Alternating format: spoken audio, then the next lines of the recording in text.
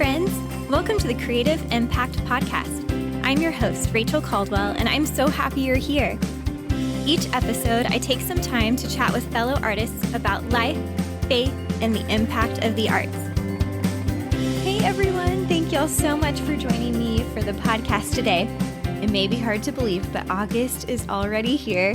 And the beautiful thing about that is the podcast is back with new episodes. I am so excited to be getting back up and running and getting you new content as we head into this new school year.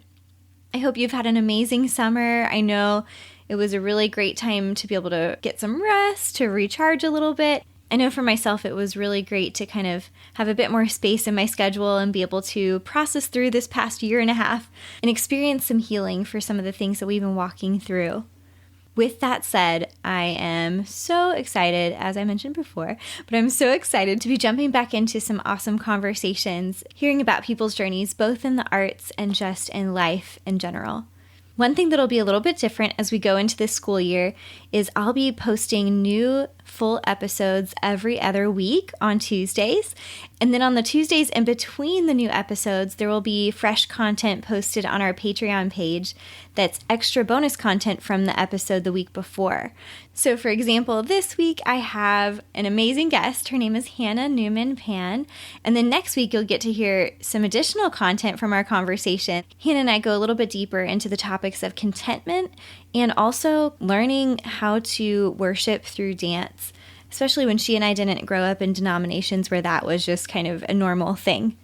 So I'm so excited to be able to offer that, and I think it will also create a more sustainable schedule for me as I'm in the midst of the school year. So it's going to be an awesome year, and I cannot wait for you guys to get to meet today's guest, Hannah Newman-Pan. Hannah grew up in Pittsburgh, Pennsylvania, and trained at the Pittsburgh Ballet Theatre School. She graduated from the Ailey Fordham BFA program in 2016 with a double major in dance and English. And since then, she's been dancing for Peridance Contemporary Dance Company in New York City. In addition to her dance career, she works in communications and writing for nonprofits. One nonprofit that we talk about more in depth that is doing some incredible work is Shining Light. They seek to unlock human potential in America's prisons by providing holistic performing arts and well-being programming for incarcerated people. Hannah has such a beautiful spirit, and I'm so excited to share this conversation with you today. Enjoy my conversation with Hannah Newman-Pan.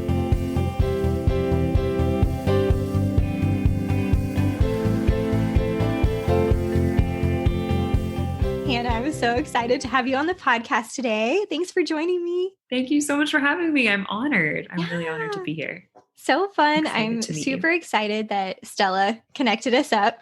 And for those that have been listening, Stella has been now on a couple episodes of the podcast, which is really fun. And yeah, just curious, how did you meet Stella originally? Yeah, so I met Stella at the Ailey School. I think it was my sophomore year of college.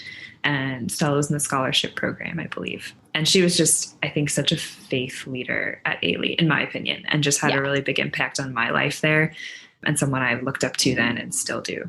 I don't know that she knows how much of an impact I feel she's had on my life, so hopefully she will listen to this and know that. Yes, for sure. And I feel the same way. Got to know her at Audeum, and just awesome. A beautiful soul for sure. And love getting to connect with you through her. So I think that's like a huge gift as well. Yeah. It is.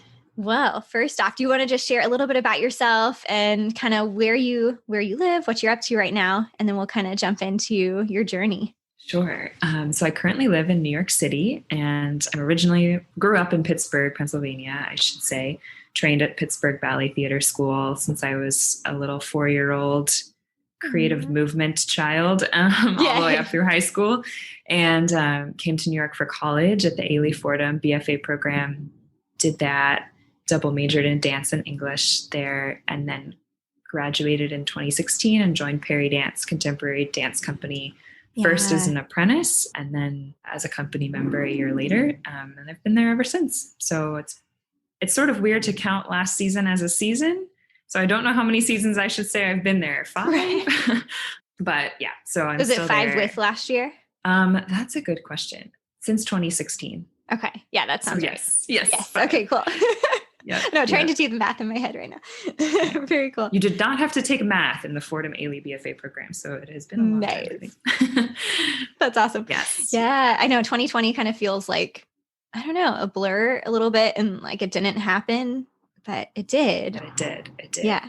Yeah. And a lot of changes, a lot of cool changes. In addition to Peridance, I've worked for Shining Light, a nonprofit that does performing arts programming in prisons. And also So cool. as a grant writer, as an artist for them and a grant writer, communications coordinator, and then also for Peridance as a grant writer, and now most recently for City Seminary of New York as a writing consultant, which encompasses a lot of different writing things, I suppose. The writing center for their master's students, and help support staff in copy editing and writing services and needs that they might have. So it's really fun. It's been a lot of different things.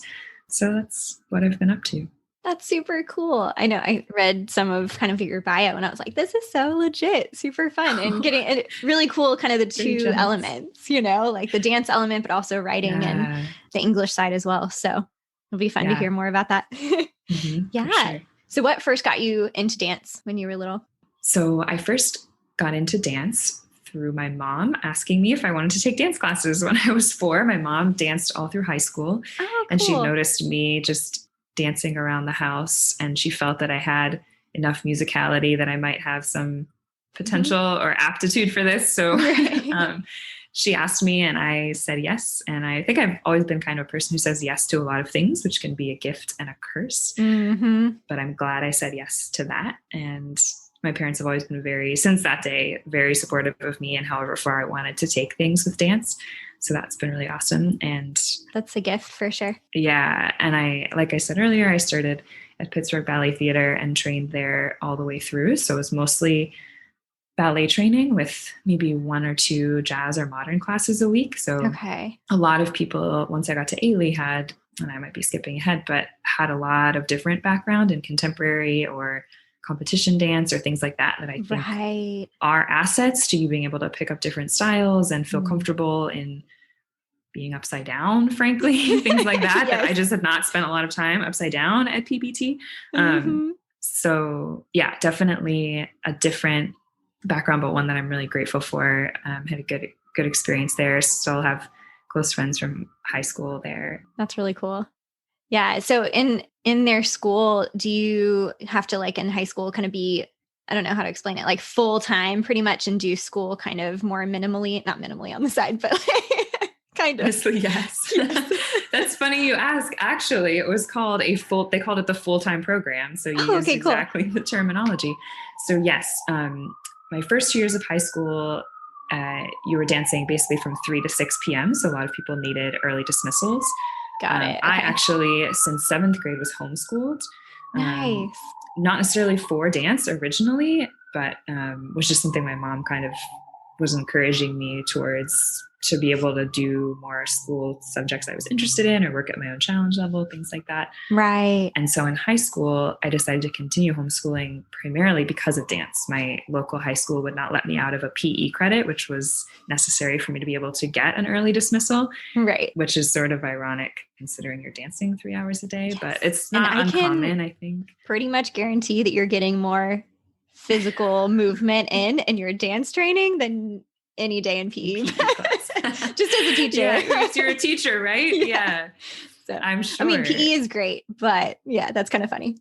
Definitely ironic. But it was definitely, I mean, I think God used that. I think homeschooling was really good for me in a lot of different ways. I'm I'm a self-starter, self-motivated, and I love reading. And I think those are things that homeschooling allows you to do and thrive in. So for sure, that was what I did the first 2 years. And then the last 2 years of high school, if you wanted to kind of make it to, because it's the highest level, you needed to go in the morning for a ballet class from 8 to 9:30. You would either stay at the ballet school and do your work there. They had a room for that. And then, or you could go home, do your work, and come back from 3 to 6 for 2 more classes. So it was 3 classes a day, but they were broken up in that way. So I did that for 2 years, which sounds a little bit insane now. And taking, trying to be, I also enjoyed academics and tried to, take AP classes, and you're taking all the ESAT, the SAT. And so in some ways it was a stressful time. And I also played flute and piano, which I have since given up, which is sort of sad, A little but I still sad, love yeah. music. Yeah. This is just a little bit of a crazy time, but definitely got good training. I don't know that it's the healthiest for your body at that age. I think sometimes less can be more if it's really intentional. A lot of people got injured. It felt like my senior year, a little bit like survival of the fittest at a certain point. Yeah. And, who can People stay start dropping out. Yeah. Yeah. You have a line of people at the front sitting out of class. And we tried to make that fun. I think there were some ways that I see, I don't know, I've always wanted to encourage the people around me. And I can talk more about this later and how I see dance as an opportunity for us to be the aroma of Christ to people. But even in high school, we developed a little award that the people who had to sit out of class would observe the dancers in the class and be taking notes and thinking about who had a particularly good class that day. And then kind of just make a homemade paper gold star award for that person, just to encourage one another and to make everyone feel like they were still connected. Aw, that's sweet. A friend and I kind of created and spearheaded that. I love that. Totally silly, but also maybe culturally helpful award. Yes. So that's sort of for a sure. story. That's one of the hardest things, I think, as a dancer, if you're injured, being on the side and trying to still, not allowing that to totally just derail you emotionally, I guess. And then also for a teacher, how to create ways to keep them connected. So I think that's super, super cool that you came up with something like that. For sure. Love it. Injuries are hard. I mean, I was one of those people at one point. I didn't actually get injured dancing. I got injured playing ultimate frisbee in my neighborhood. But it, I think, contributed to by exhaustion or different things. You shouldn't necessarily get injured that way, just kind of sliding and spraining your ankle. But so I think we've all gone through it, and it is an emotionally trying time, and it just shakes your identity and it shows you and reveals if you're finding your identity in dance and in these things. If you can't do that thing, if you have questions about when you'll be able to return, in what capacity you'll be able to return, right, it can shake you in a way that's good and that makes you more grateful for the health that you do normally have, or in a way that's really revealing. So that's very well said. Yeah, for sure. I think pretty much, as like you said, as dancers, we've all kind of been there at some point, probably in our journeys. So I know I was thinking back to high school and AP classes as well. And I'm like, I don't know how we did it. I'm not really sure, but it happened. So that's good. So with AP classes, this is just like totally a curious question, curiosity. Did you take those online, or is it like you had to go somewhere? Okay. I did take them online. Yeah. I took them. There's an organization called Pennsylvania Homeschoolers Accreditation Agency. So you kind of got an extra accreditation through them that looked a little more legit, I guess, than the one that the state would require. So it's an external organization. And in addition to the accreditation, which, they had to review a portfolio of your work over the year and things like that, they also offered online AP classes that were actually really great. So I did a few through them, and then a few, honestly, kind of self-guided curriculums at home, like stats and psychology were just textbooks and accompanying curriculums that I did on my own. Nice. Psychology worked out great, but as I mentioned, I'm not a math person, so stats was a bit of a hot mess. My mom is really good at stats, so I think she is 100% responsible for me doing decently on that AP exam. Nice. Yay, Mom. But I pretty much took a break from the curriculum for 2 full months. Yeah. And a month before the test, she said, you got to get this together if you want to take it. And then we did, so yeah. Nice. That's awesome. The underbelly of homeschooling when you don't do math for 2 months. Honestly, it happens sometimes. But, right. But you make it through and you get done. So that's great. Love it. Cool. So what was the transition like going from high school and then getting into the Ailey Fordham program? Yeah, it was an interesting transition. I applied. I can talk more about this later too, but I had questions about whether I should pursue dance as a career and if that was a career that I could serve God in. I didn't know, frankly. And so I felt that to leave that in God's hands, I would apply to 5 colleges that had good dance programs where I would audition for their dance program, and then 5 where I wouldn't. They didn't have a dance program, or it wasn't very rigorous or something like that. So I did those applications, did the auditions. I did not get into my top 2 dance colleges, I'll call them, universities. And that was hard. And I think it's good in the sense it prepares you for the rejection that you'll experience throughout your career, perhaps. But sad but true. It's tough. Yeah, sad but true. So I got accepted to Fordham Ailey and felt that it wasn't exactly what I'd been looking for, because I thought I wanted to do a little more contemporary ballet specifically, and ballet. Okay. Really liked Atlanta Ballet at the time. They don't do as much now, but they did a lot of contemporary work alongside classical work, and I liked that mixture.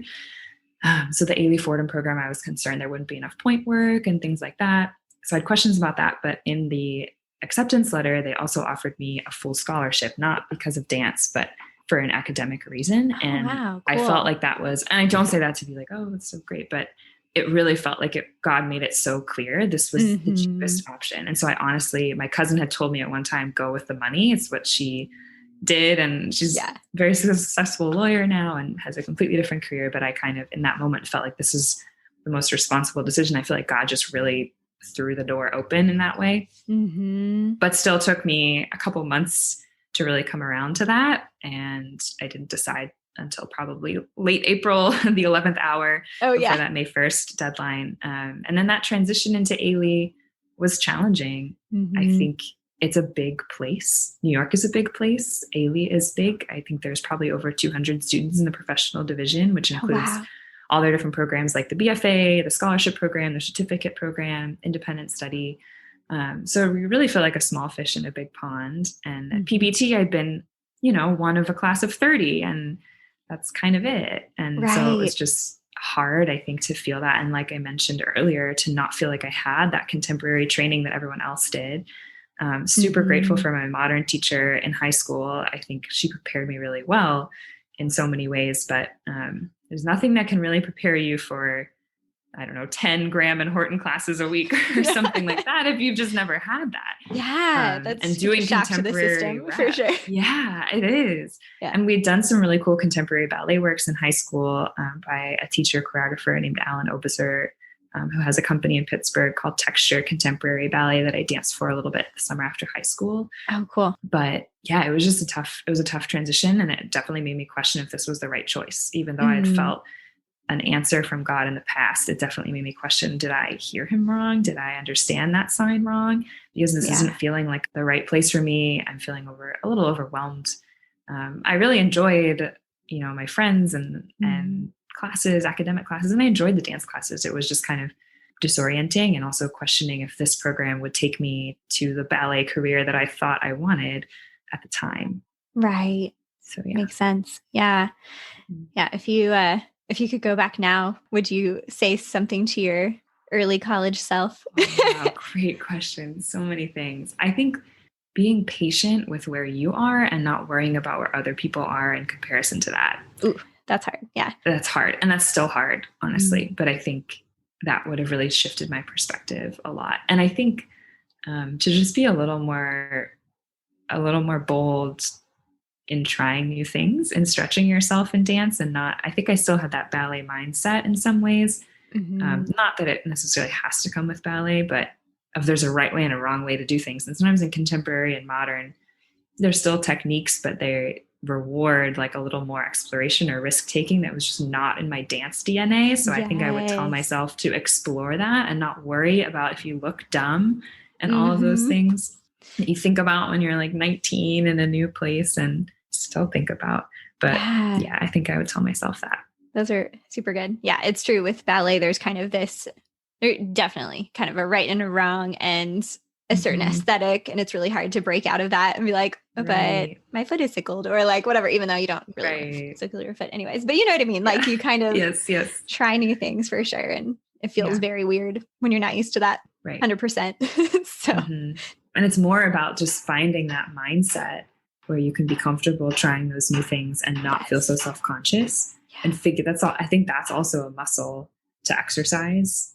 Yeah. It's kind of, and it makes you feel more free, and you can actually figure out what is your voice or perspective as a dancer when you're doing those things. But if you're blocking yourself off from all those possibilities, then you can't discover that. Yes. So true. So true.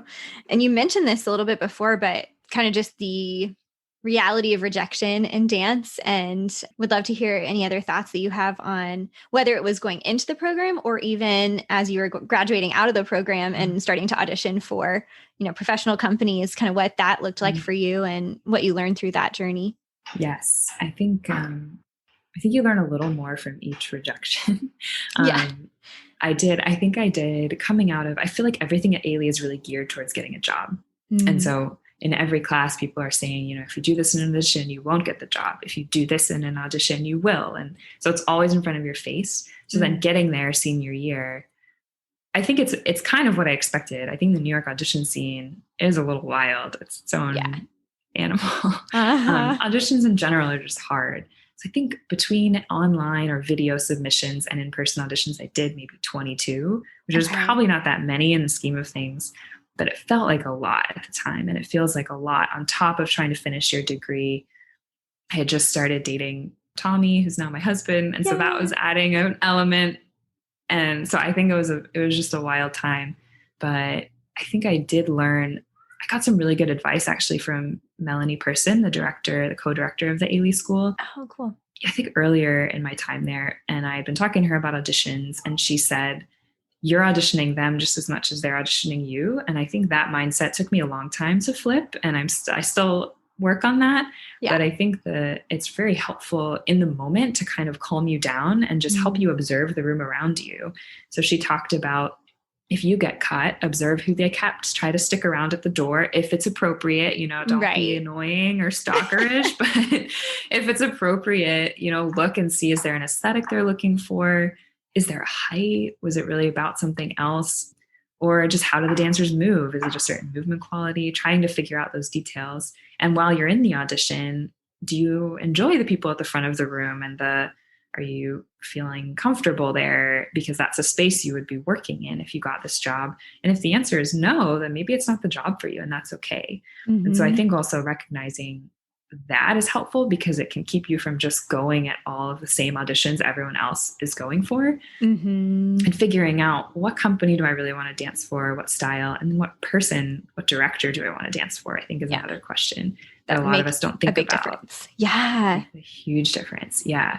And I think I've realized that more and more since graduating because I really enjoy our director. But I think those kinds of things, noticing those in an audition, make each one helpful and put it in a perspective of I learned something from that instead of, I just got rejected. Here's another one. And that, which increases that just cynical cycle that's going to wear you out, honestly. Yeah.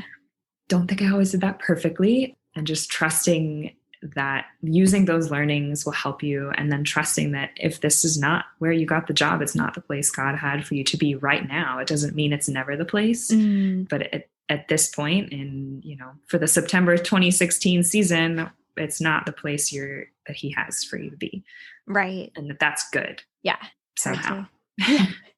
Hard to hold on to that. Yes. So true. And I think that applies super well to just interviewing in general, or job hunting in general, whether it's dance or anything, that we don't think of it as interviewing them. Yeah, we don't. Exactly. That's true. Yeah. I think because dancers think of it as this is my passion, and we don't treat it like a job where you also are trying to figure that out if you like them, and that it is an interview. And audition is, and some auditions end in an interview as well. But yeah, that's such a good point. Yeah, it's an interesting world for sure.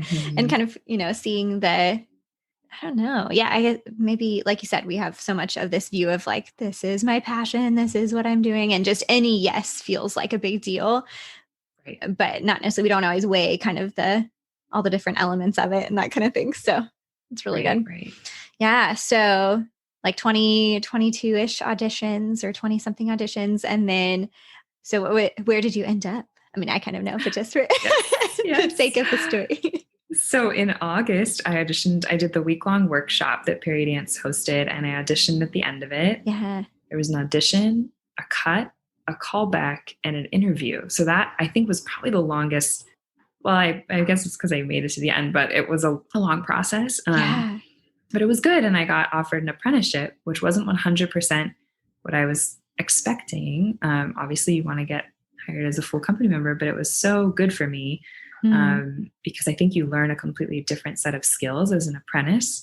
or an understudy basically than you do as a company member. And I think it also definitely, it taught me how to learn all of the parts and how to jump in for people when needed and just be a little bit scrappy, I think, which was good in the end.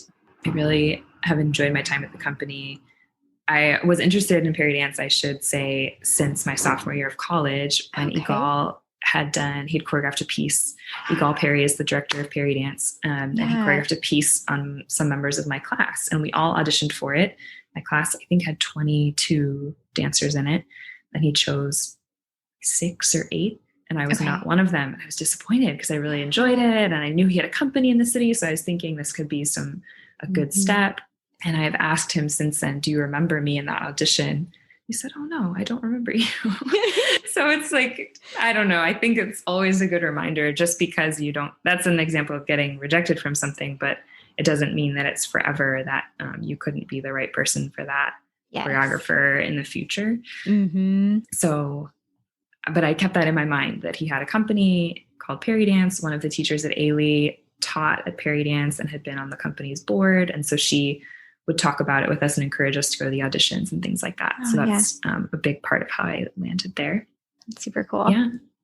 Been there, like I said, 5 seasons. Yeah. Such a beautiful company too. I was watching some videos, and it's so easy to get down like the black hole of YouTube and just keep watching it.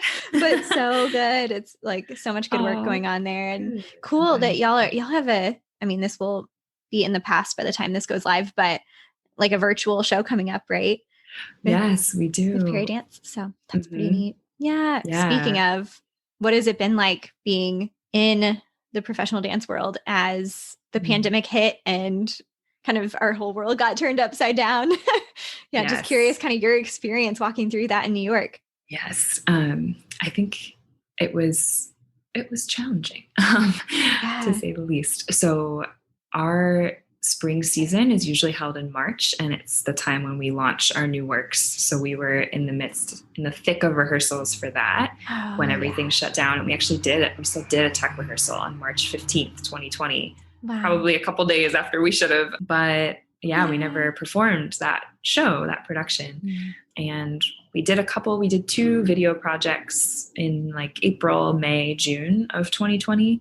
And then nothing until this virtual production that we were working on in May and June of 2021. So I think for me, I took a lot of Zoom class at the beginning. I think when we all thought maybe it wouldn't be so long, it felt easier to stay motivated. And I immediately felt, okay, I would love to just stay in shape and just focus on taking classes in my apartment.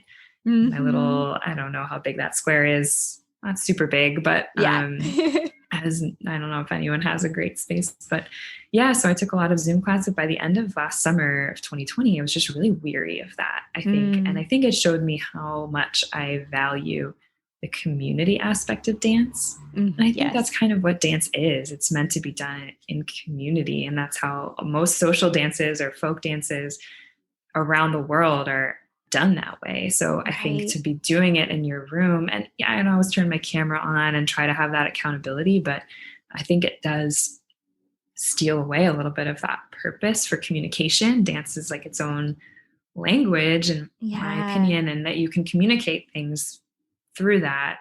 Sometimes I communicate through talking in class, which is a whole other story, but I think it was just really hard to feel like it was stripped of that. And it just kind of, I think you get weary when you're not seeing what the purpose of it is. So taking Zoom class after Zoom class, I just kind of lost sight of that. So kind of wasn't taking a whole lot of class or dancing a whole lot. Did a few video projects with friends, which was really fun. I got to do a project for Shining Light last summer, which I can talk more about.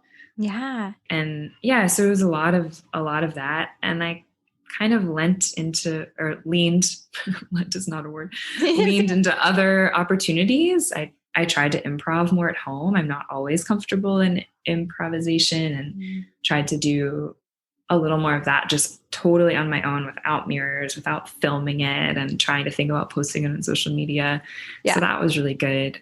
And then took the job at City Seminary last October. Cool. Which was a great development. A friend from church works at the seminary as their co-dean, a dean of pedagogy and curriculum, and she said they needed a writing consultant and would I be interested? I said, absolutely. So that's kind of how that unfolded because I had the space for that. Mm-hmm. Also taught some preschool dance classes to a nearby preschool, which was really fun and an interesting experience. I've never taught the same group of kids for a whole year. I've done master classes or substitute teaching, but never kind of my own class. It happened that they were 3-year-olds, but it was really wonderful to explore that. So kind of tried to lean into some other things, but it definitely rocks you. I think like we talked about with injuries, it rocks your foundation in a way that I think is usually good. And then just dealing with the general stress of, in the beginning, especially New York was a pretty stressful place, I think, to be. Yeah, I can only imagine just from managing that. What we were hearing, and obviously it's not the full picture when you're just, seeing things on the news, but still it's like, seemed like a pretty stressful environment. Yeah.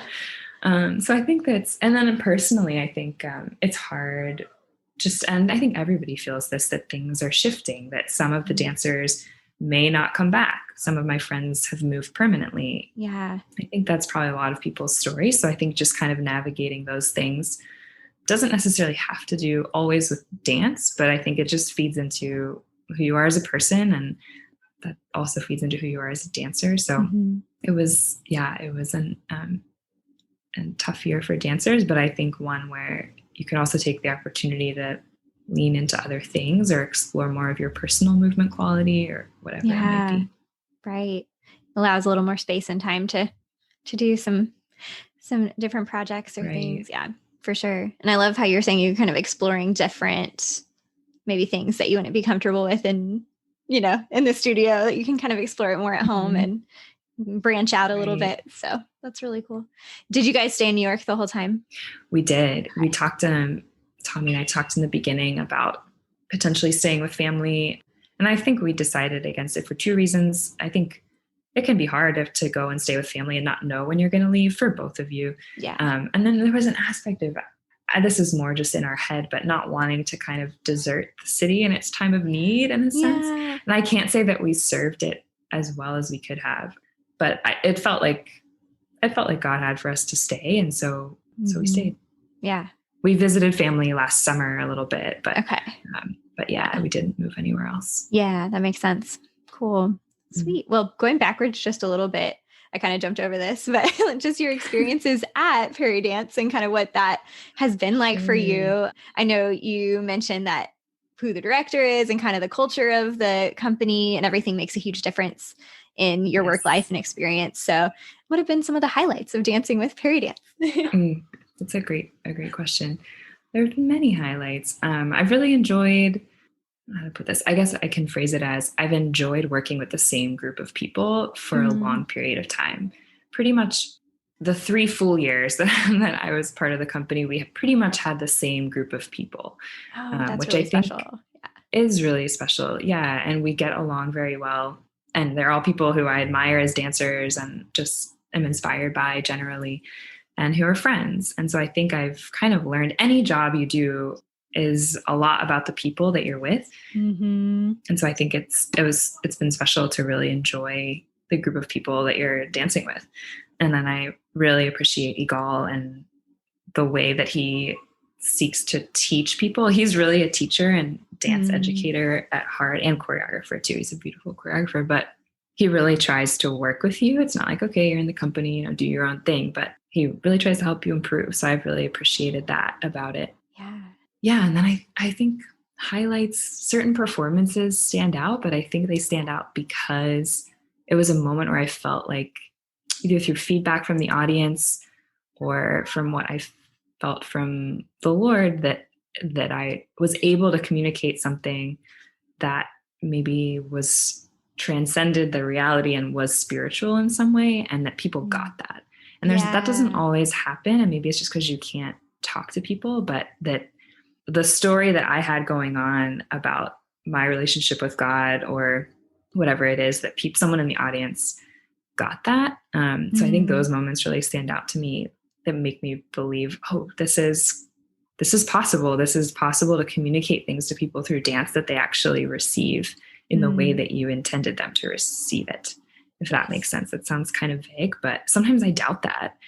Are they really able to understand more about God from watching me dance a piece that isn't about him explicitly? I wasn't raised in a church that did dance, or there was no worship dance context. So I really was not familiar with that at all. And I feel like knowing Stella in my college years definitely opened my eyes more to that, and to the Christian dance companies also all over the country, like Audeum and others. Right. But I think I'd felt called to dance in the quote unquote secular dance world, I guess. Yeah. But wanted to do that in a way where I could talk to other people about Jesus and my relationship with Jesus, or dance about that in a way that would move people. But you're not dancing work by believing choreographers or with other believers either. So sometimes that can feel nebulous, but then the moments where it wasn't, I think have been really special. Yeah, where it kind of everything comes together, and you can it's nice when you get that feedback and you can see this is actually happening. And actually that is a good segue into, you mentioned a little bit like kind of earlier in your journey that it was hard reconciling, wanting to serve God, but also loving dance and having that passion for dance. So curious to hear, how did you kind of process through that, what felt like a conflict of, well, I want to pursue dance, but I also want to serve God and maybe like do ministry and that kind of thing. Sure. So I think, like I said, in high school, kind of wrestled with feeling like dance was a self-serving pursuit. And what I should really do was work in ministry or for a nonprofit or something like that. Yeah. And I think that's also partially, there aren't a lot of, I don't know, maybe I just didn't have Christian dance role models, because I think they're out there for sure, but just where I lived or what I was exposed to, I didn't really see that or have like a theology of art, I suppose. Yeah. It feels like it's maybe a little bit more known now, or like there's just more connections that have happened or something like that. I don't know. But yeah, it didn't used to feel that way. I think it was a little more like isolated or something. Yeah, that was definitely my experience. So I think in college, and honestly getting to know Stella and the way that she spoke about dance as a believer and had this way of integrating it and speaking about dance as a way of like translating heavenly realities into movement. And that is something people could pick up and read. And I think I just had never thought about that. Yeah. And then for me, working with Shining Light in college was when I started working with them, was really transformative in that respect. So I'll say a little bit about Shining if you want to kind of intro what Shining Light is and all of that, that would be great. Sure. So Shining Light at the time was doing performing tours with college students through correctional facilities and youth detention centers in the Northeast. Okay. So it's different now, and I will get to that in a minute, but we would start in Maine and create a production of dance, theater, spoken word, and music, and then create it in like 7 days, and then tour that through, I think, 14 different facilities. And there would be a performance for about an hour and a talk back. And then we would leave and go to the next facility. And I think that was the first time I really saw, and the performances were faith-based and Christian, following the arc of creation, fall, and redemption. And so there was more explicitly Christian content, but in a really well done way, I should say, and that opened up the field for people's questions. So I think hearing in the talk back the ways that things impacted people made me see dance does have power to communicate things to people. And I think that really can be a worthwhile pursuit as a believer. So I think that was a huge step in me, just seeing that actually happen, what I've been talking about, like on the ground. If that makes sense. Getting to experience it. Right.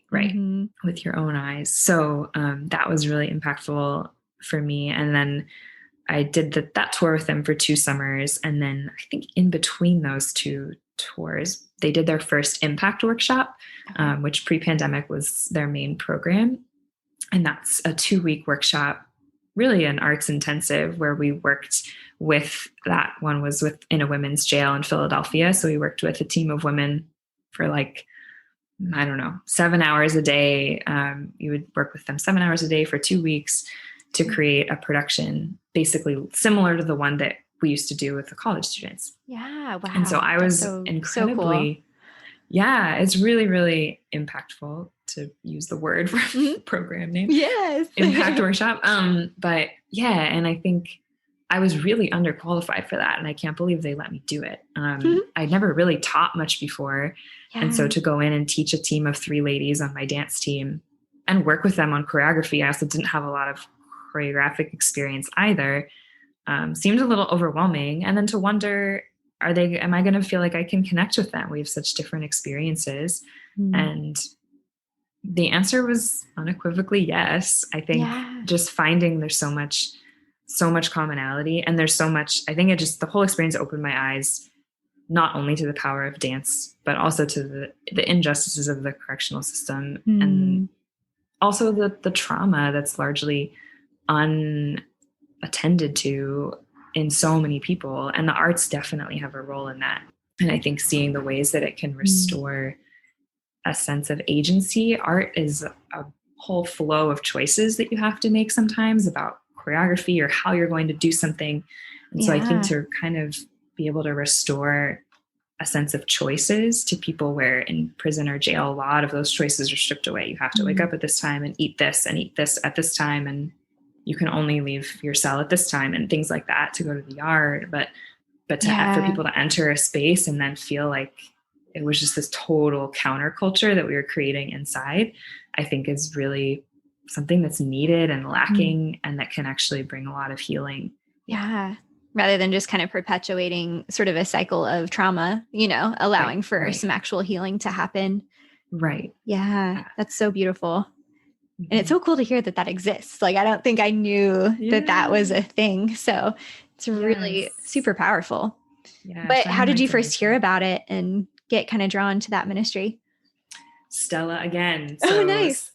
Stella saw me on the subway on a Saturday morning. I was going to volunteer in Queens at like a food pantry. Oh yeah. Just in passing on the subway together. And I think it just put me in her mind. And she received an email, I guess maybe that day or had just received it from someone at Juilliard about Shining Light recruiting, trying to recruit people and college artists in the city for this.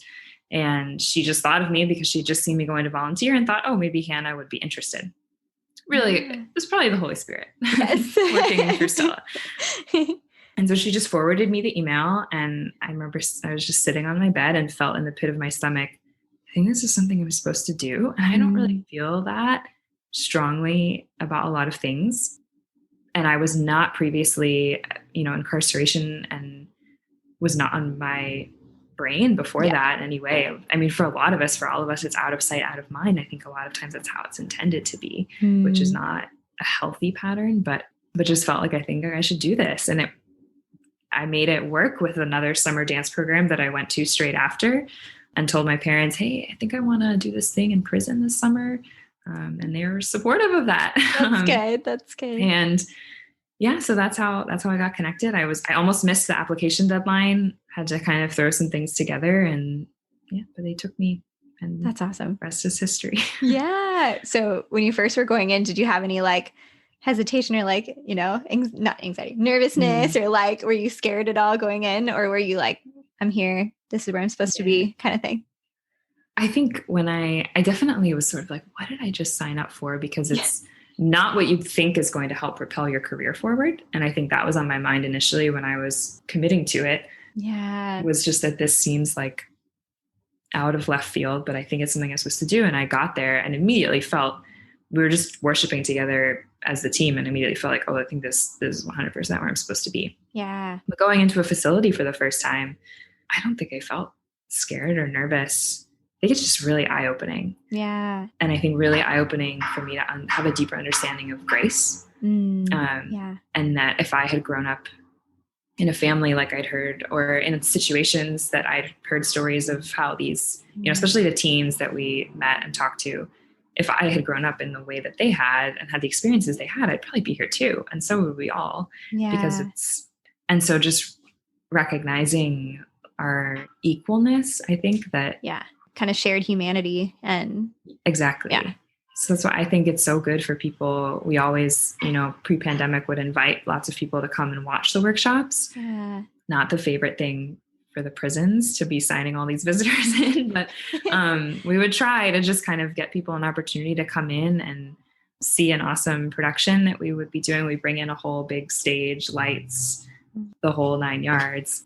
And I think to just allow people to see not only an amazing production, but to meet people, not criminals or inmates, but just people, I think is really powerful. And I think what Shining Light is also doing is recognizing, in most cases with the people we've worked with, yes, they have committed crimes, but they know that better than anyone else. And they've been working through the process of forgiveness with the Lord for a long time. And so I think to come in and say, oh, well, this is what you did wrong, it's not necessarily what they need. They've already been working on that and on the repentance often in their own heart and in moving on from that. So I think it's really powerful to just be extending a hand of friendship in a sense and dignifying the work that they produce. So. That's so beautiful. And I'm so excited to learn about this and know that it's out there, and I'm excited to look more into it and kind of, definitely. And for whoever ends up getting to listen to this, that we can, bring more awareness to what's going on. And hopefully whether it's through that program or, other ones that are probably like it in different places or doing similar work, just really, it's exciting that there's something like that happening. So thank you for the work that you're doing. Oh, yeah. And they've been really resourceful in the pandemic too. I think it's been challenging for everyone, but if you can imagine the increased lockdown in prisons that's occurred where people are in their cells 23 hours a day, every day for months, which is crazy. And everyone understands it's trying to protect them because COVID can spread like wildfire inside with all the shared spaces, but it was really, really difficult. And so I think, and then we obviously weren't able to go in. So I feel like psychologically and emotionally, that would be very, very hard. Yeah.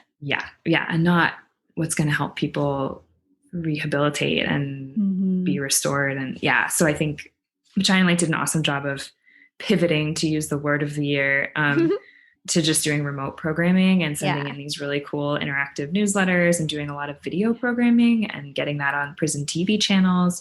And a lot of prisons have tablets where people can access educational content or video content. Cool. So Shining Light developed different courses, a playwriting course.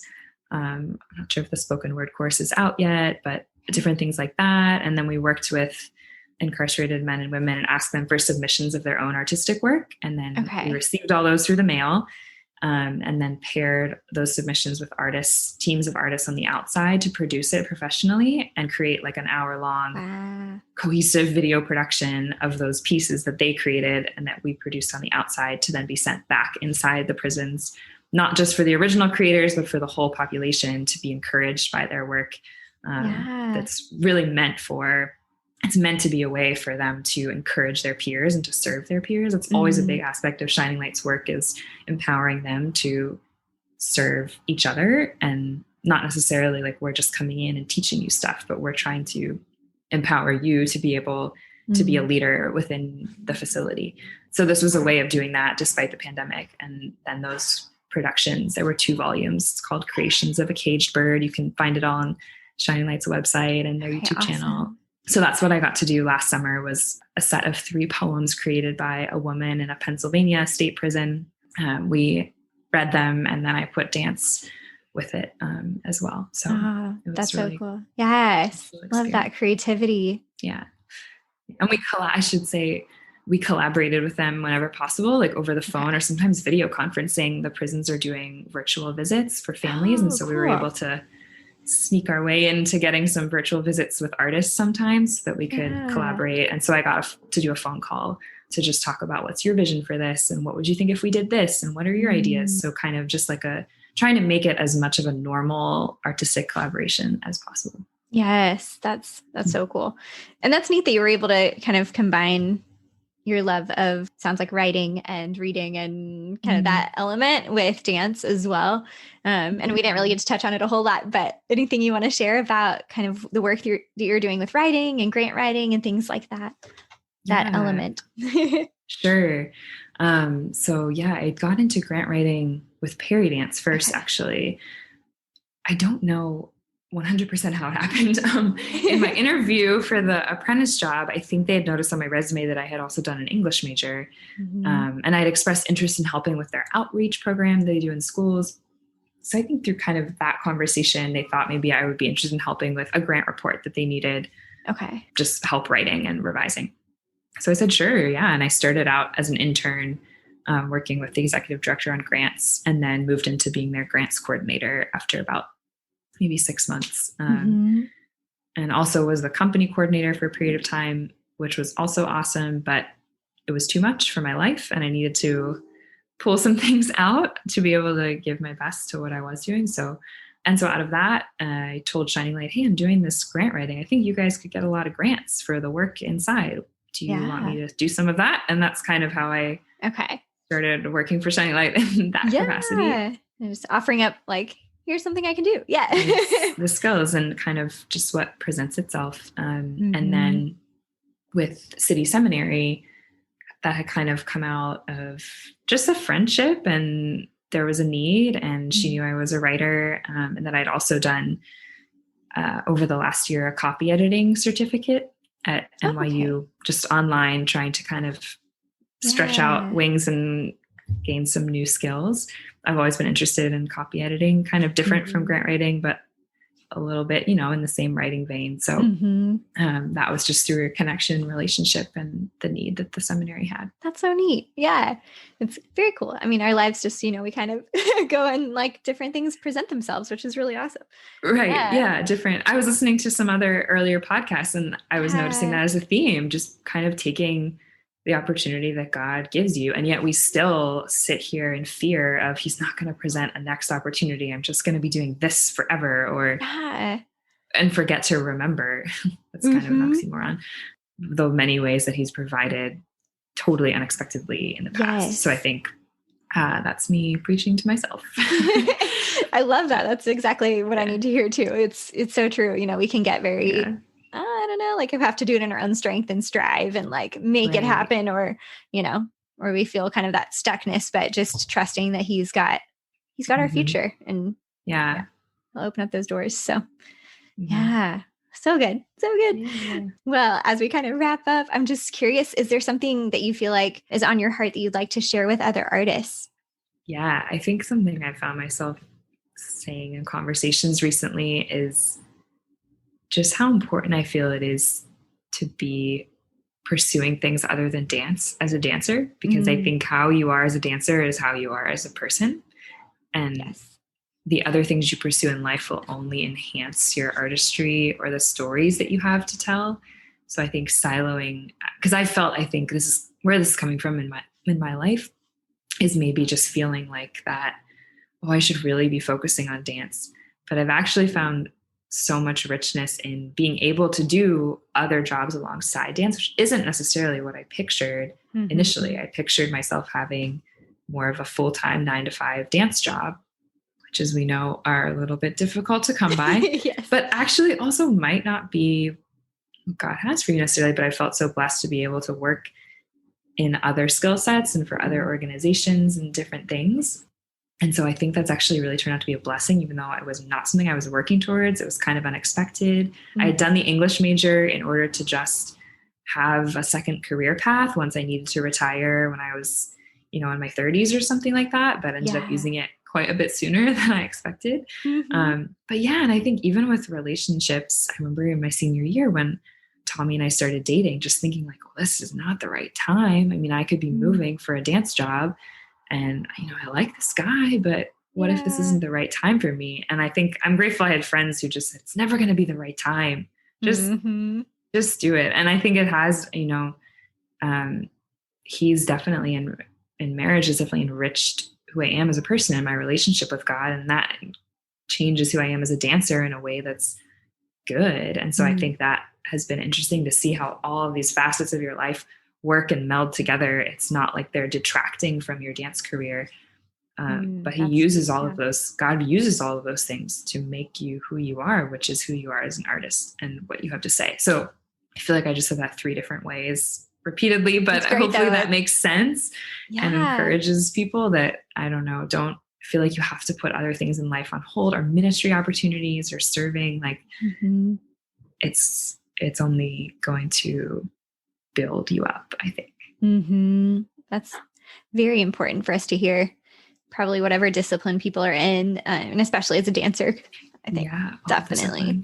Yeah. And you're right. There is never a perfect time. I feel like for those different like big life transitions, it's just, whenever God opens that door. So yeah, that's awesome. Well, I like to ask everybody that comes on the show, what is one of your favorite things right now? Good question. I hope this isn't too broad, but I think I'm just enjoying being outside. I think in New York, January and February and even March, they were tough months. They're always a little tough here because it's just cold and you're still kind of slogging around through the slush because you have to walk everywhere. And so I think, and then to not be able as much to be indoors with people, did a lot of cold coffee walks. They were wonderful, but they were cold. So I'm grateful to be able to just, feel the sun. One of my favorite things on the weekends is just reading a book in a park. Pre-pandemic, now, same thing. So I think I'm just enjoying, my favorite things are just, being outside with people and that's good. Yeah, just enjoying people's company. Yeah. Being back at church, our church reopened. That's been amazing. Yay. Yeah. So many things. Going on a hike tomorrow with friends. So that's an example of just being outside and in nature has been really awesome. It's very, very healing and good for our souls, I think, to be outside, bodies and minds and souls, all those things. Yes. Yeah. And being back in church, that's been really good too. Yeah. It's kind of like, you're missing it, but then when you're back there, it's like, wow, I really miss this. Yeah. And I'm really grateful for our church. We actually did Zoom the whole time. So it retained more interaction than maybe nothing against the YouTube streams and everything. It's a smaller, like maybe 100, 150 people in our church. So it's more possible to do that. But I really appreciated that it preserved some of the interaction, but I was 100% ready. So I'm really glad we're back in person. Yeah. Yay. I know. I'm so glad too. It's good. Well, Hannah, this has been such a joy and so much fun to get to actually know you. Yeah. And so thankful that Stella connected us again. It's like me too. Such a gift.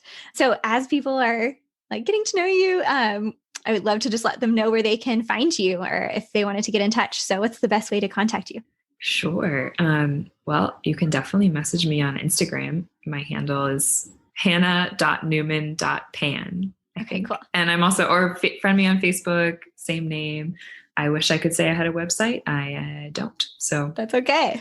Feel free to reach out to me on social media. I'm always happy to talk. I love talking to people. So perfect.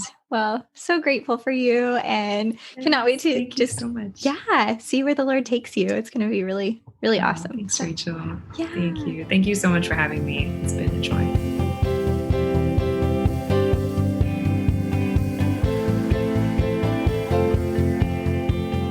So much fun getting to know Hannah and hearing more about the work that she's doing in New York City.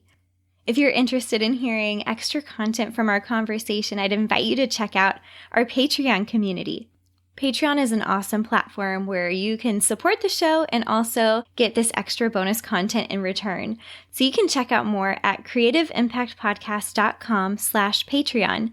That's creativeimpactpodcast.com/Patreon. My bonus content with Hannah will be going live a week from today. You can find additional resources, all the links, and the full show notes from today's episode on our website, creativeimpactpodcast.com. Thank you so much for listening. The music for the show was produced by Michael Cash. It would mean so much if you would share this show with a friend. Check out our Patreon community, and I'll see you for our next conversation in just a couple of weeks.